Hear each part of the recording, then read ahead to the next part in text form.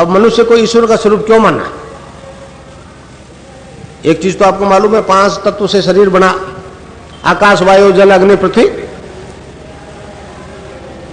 और जब सारा ब्रह्मांड आप में है, ब्रह्मांड में है, जो ब्रह्मांड में वो पिंड में, वो पिंड में वो ब्रह्मांड में, तो जब सारा ब्रह्मांड आप में है तो फिर आकाश तत्व तो ऊंचे ऊंचे स्थान को कहेंगे। इसको योगियों ने सहस्रार की संज्ञा दी।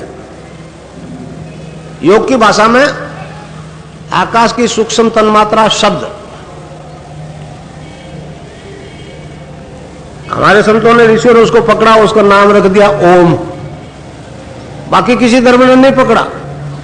उस परम तत्व की प्रत्यक्षानुभूति और साक्षात्कार किसी ने नहीं की सिवाय वेदांतियों के। अब देखिए, वो ओम अर्थात ईश्वर, आकाश की सूक्ष्म तन्मात्रा, वो अब रूप बदलते हुए नीचे आ रहा है।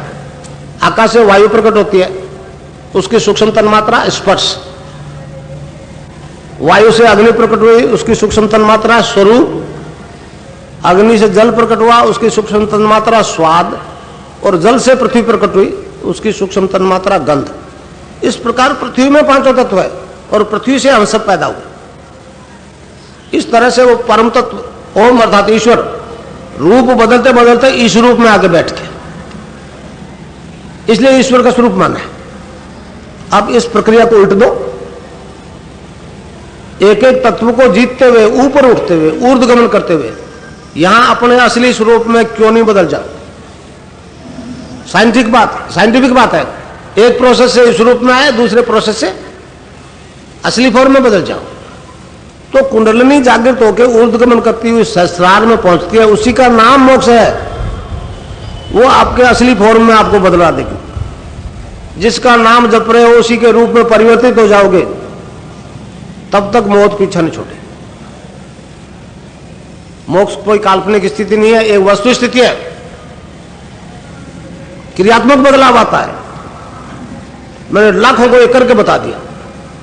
तो इस प्रकार जो नाम और जप और ध्यान आप करोगे, उसमें ये आपकी भौतिक समस्याओं का समाधान हो जाएगा, एज वेल एज आध्यात्मिक समस्याओं का समाधान हो जाएगा।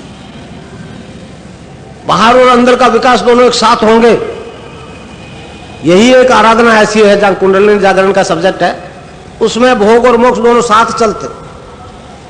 बाकी जितनी भी आराधना है उनमें तो भोग है तो मोक्ष नहीं, मोक्ष है तो भोग नहीं, एक का त्याग करना पड़ता है। इसमें त्याग नहीं, ये गीता वाला निष्काम कर्म ही होता।